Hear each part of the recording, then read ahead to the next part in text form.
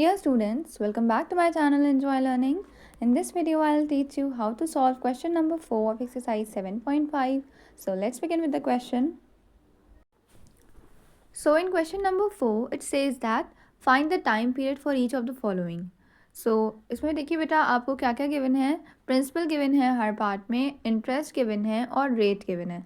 आपको क्या फाइंड करना है? टाइम पीरियड, मतलब कि कैपिटल टी फाइंड करना है. तो simply the same formula will be used here, क्योंकि हमें देखिए एस आई भी पता है, पी भी पता है और आर भी पता है, तो हमें टी फाइंड आउट हो जाएगा.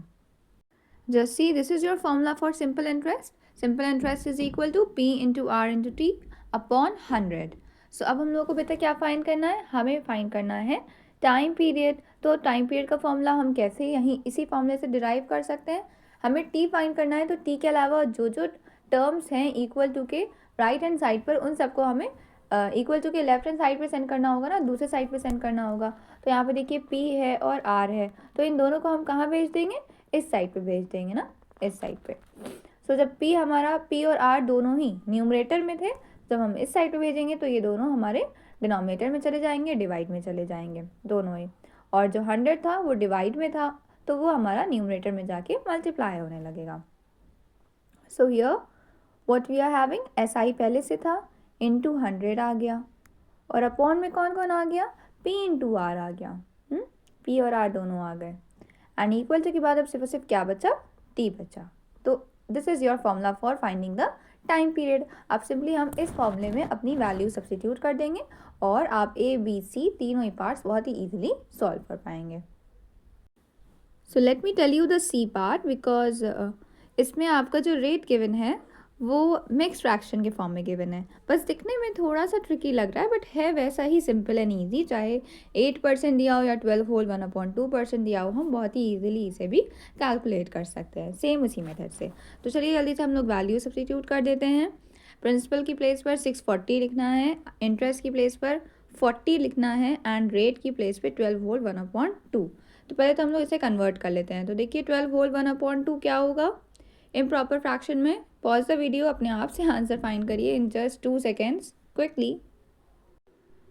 सो देखिए बेटा time period is equal to, हमने एस आई की प्लेस पे 40 पुट कर दिया, इंटू 100 अपॉन में पी इंटू आर पुट करना है. सो पी क्या है बेटा हमारा? 640 है, तो हमने वो पुट कर दिया, एंड इंटू आर. अब आर देखिए हमारा फ्रैक्शन में है, तो नो नीड टू वरी. क्या है हमारा फ्रैक्शन? 25/2.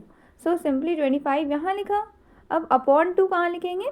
जो भी डिनोमिनेटर में होगा वो ऊपर चला जाएगा. कहाँ चला जाएगा? न्यूमरेटर में चला जाएगा. बहुत ही सिंपल एंड ईजी वे है. ठीक है बेटा, 25/2 है, तो जो अपॉन 2 है वो ऊपर चला जाएगा, न्यूमरेटर में चला जाएगा. जब भी फ्रैक्शन होता है तो ऐसे ही होता है. अगर हमारा फ्रैक्शन न्यूमरेटर में आता है तो हम लोग जो उस फ्रैक्शन का जो न्यूमरेटर है उसे यहाँ ऊपर लिखते हैं, और जो डिनोमिनेटर में है वो नीचे चला जाएगा. अब डिनोमिनेटर में हमें फ्रैक्शन पुट करना था 25/2, तो 25 यहीं पर रह गया और 2 को ऊपर भेज दिया. इस तरीके से सिंपली आप सिंपली हम लोग कैंसलिंग कर लेंगे. जल्दी से कैंसलिंग कर लिए और सब video. So now 0 0 cancel out हो गए होंगे आपके, है ना. 4 1 4, 4 1 4, 4 6 24, तो 16 आ गया, 4 16 64, एंड नाउ हियर सी 25 1 25, 4 क्या होता है? 100 होता है. हमने डायरेक्टली कैंसिल कर दिया है. अगर आपको 25 का टेबल थोड़ा सा कंफ्यूजिंग लग रहा है तो आप 5 से भी कैंसिल कर सकते हैं. ठीक है, यही आंसर आएगा फाइनली, कि ऊपर न्यूमरेटर में 4 बचेगा.